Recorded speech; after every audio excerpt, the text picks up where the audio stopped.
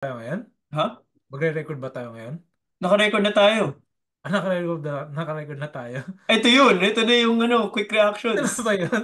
Oh, Talagang ano lang, roll lang. roll lang. That's the whole point, man.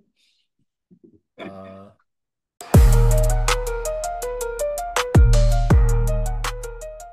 Ano ba nangyayari na? Kasi, dude, this is so weird kasi we are gonna get a new champ, basically, di ba? yeah. New Oh, champ. yun yung maganda eh. Parang last year, di ba? Parang ganun din yung apat parang bago. Like Luka, sino pa ba yung mga iba? Celtics, sila Tatum. Oh, Celtics, first time nila. First time nila Tatum, first time nila Doncic. Because it was Pacers, Celtics. Oh, Pacers din. Yeah, And Pacers second time.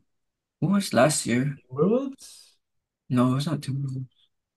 Or I know for sure it was Mavs because Mavs went to the finals.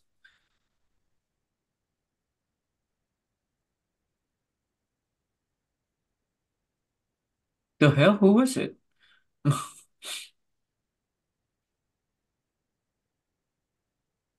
Timberwolves? It was Timberwolves? Uh, Second straight conference? that's kind of crazy. That is crazy. Anthony Edwards like Eh, 22, parang, 23, right? yeah. Parang wala Wow. ding nag-expect sa kanila, di ba? Wala. Halos Wala lahat na. ano pa lang, first round, ano na. I'm so amazed na it is basically end of the era na nga, as we said, Yeah. nung sa simula ng mga pod. Kasi di ba sabi ko sa'yo, well, ang reason ko doon is kasi yung mga sila Wemby babalik, di ba? Yun yung sabi ko, babalik sila Mm. Wemby, tapos sila Cooper Flag this next year. But I didn't expect it to be like parang Anthony Edwards, Tyrese, sila Mm. Tatum, ganun. Yun yung magiging full vibe. That's crazy. The hell are you doing?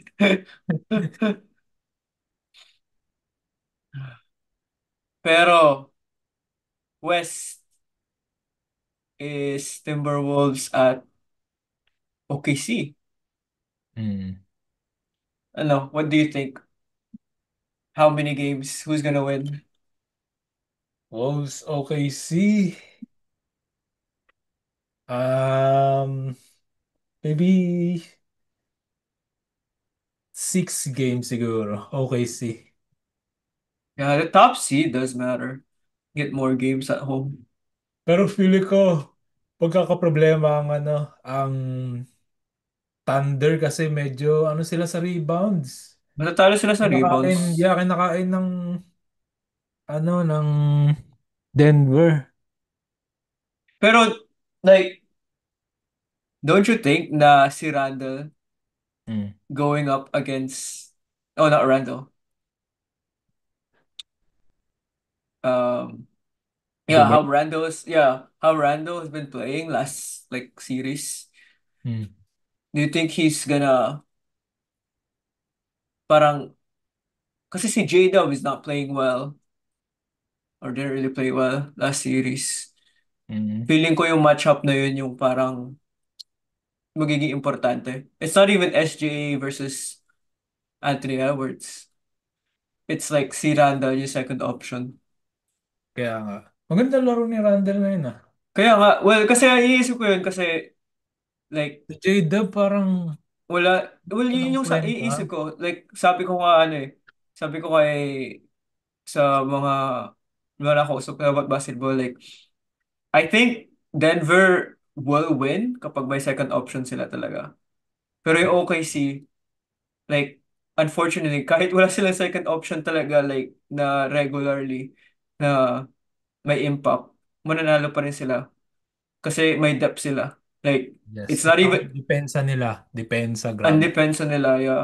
That was the thing, like, yung depth nila, parang kahit mag 8-man rotation sila, parang yung 8-man nila, sobrang Pero ang importante. problema nila, big man talaga. Yung big man, sila Shet, di Kasi ba? tingnan mo nung Denver, di ba? Halos si ano lang yung inaasahan nila si Okay. Hartenstein, pati si Chet. Ah, sa Pero yung okay siya. Oh, sino ba yung isa? Hindi masyado na ano eh. Williams din. Yeah, Jalen rin. Pero yun Jalen nga din ang Williams. problema sa Nuggets kasi walang ano eh, wala. Si Jokic lang talaga yung sentro nila Wala na wala nga sila, hindi. Parang may nagsabi like, nga na I think it's actually si Kenny ulit yung nagsabi na parang which is nag-post siya 3 hours ago na sinabi niya na um, parang may lineup sila which is confused siya kung ba't may ganyong lineup ang Denver. But sila may lineup na walang Jamal Murray at walang Jokic sa floor. ayun. Yeah. I think last game, yung game 7 Baka nila, gusto nilang ano, pagsabayan siguro. gusto pero parang I think it's only 2 minutes na swing na wala silang dalawa. Mm. But why can't you cover that 2 minutes na walang ano? And wala nga silang extra big man nga. Which is Mm. like hindi nila nilaro si Saric, which is I know he's not a big man, but a big body, all that kind Ah, of stuff. So Denver needs to make a move, which is I guess ang mangyayari is may talks na rin si Giannis what the heck? to Denver. Are they gonna trade? But, yun nga, di ba sabi ko yung owner, I won't ko sinabi natin sa podcast, pero yung owner ng Denver, Ah, ng Denver Nuggets, they're a big company. ah. They own like sa NFL, parang may ano sila. Mm. Tapos may soccer team rin sila Mm. na kilala, I forgot ng mga names. Ah. Pero makilala yung mga names ng mga teams nila. So, they can make the pulls to make it happen kind of thing. Pero Um, but ano I yung don't think I percent don't nila? think he will. But I won't be surprised kung mangyari. But there's already talks about it. It's like, wait, Denver kind of makes sense because it's like kind of needs someone. Yeah, but pero ano, para sa akin, importante pa rin na ano, may maibigay sila sa box. Yeah, Kasi, exactly. I mean, ewan ko lang. Kung ibibigyan nila ng maraming picks siguro, oo. That's what's gonna happen. Mangyayari That's what's siguro. gonna happen no matter what. Oo. Tapos trade nila si Porter Jr. Di ba? I think they're gonna trade Porter Yeah. probably, and then Porter's gonna do well on the other team. Yeah. Kasi ano talaga siya eh, parang main scorer ka na You need to be the main ano nila. scorer. Pero may Jokic na kasi sila, may Jamal, so parang na-out of play siya. Yeah, Si hindi lang Brown, siya. Brown ang galing ng laro ah. Yeah, he Tapos played parang, di well ba, the first pinag-usapan half natin yun, especially. like, first spot ba yun na parang, nung finar yung coach nila, parang, hindi nagkakasundo yung GM, pati yung coach, gawa ng gusto nung isa bata, yung isa veterano. Veterano, yeah. Tapos Well, the pinag-usapan natin yun, coach si Malone, Brown, si Christian Brown, pinalit kay, ano ba yun, Bruce Brown ba yun? oh, Bruce Brown, so may Toronto na ngayon. Tapos ang galing pala ng laro ni, Christian Brown. But yeah, it's like hindi binilieve yung ano eh. Parang mas Yung upgrade pa nga siya kasi ang galing ng tres niya eh. yeah, mas maganda yung interest niya. Ano, all about Denver, I think it's the same thing. Kasi natalo rin, di ba, Celtics? I told you, like, they're gonna break that team apart. I think Denver might need to break their team apart. They're not gonna win with their core. They tried to keep their core. I don't think it's gonna happen.